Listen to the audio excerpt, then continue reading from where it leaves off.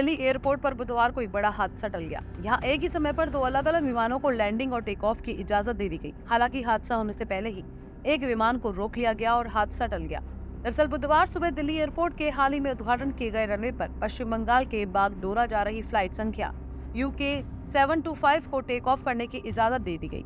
इस समय पर ही अहमदाबाद से दिल्ली आई विस्तारा की फ्लाइट लैंड हो रही थी। प्लेन टेक ऑफ ही करने वाला था कि अचानक ATC से उसे उड़ान रोकने के निर्देश मिले। निर्देश मिलते ही प्लेन रुक गया और कुछ ही मिनटों में अहमदाबाद से आए प्लेन ने लैंडिंग कर ली। दोनों ही विमानों को एक ही समय पर परमिशन दी गई, लेकिन ATC ने इस पर कंट्रोल स्थापित कर लिया।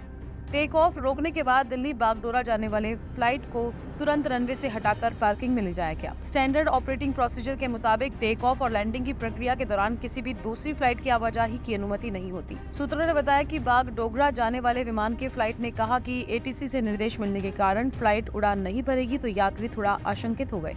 वहीं वरिष्ठ पायलट और सेफ्टी मैटर्स फाउंडेशन के संस्थापक ने बताया कि रनवे नजदीक होने पर संभावित टकराव से बचने के लिए आसपास के रनवे से उड़ान संचालन के लिए बेहतरीन निगरानी और SOP का सख्ती से पालन किया जाता है। आमतौर पर एक रनवे पर विमान को तब तक टेक ऑफ क्लियरेंस जारी नहीं किया जाता जब तक कि विमान दूसरे रनवे पर नहीं उतरा हो। उन्होंने कहा कि दूसरे रनवे पर आने वाला विमान लैंडिंग को रद्द करने और आगे चढ़ने के लिए चक्कर लगाने का फैसला करता है। हवा में दो विमानों के उड़ान पथ में टकराव हो सकता है।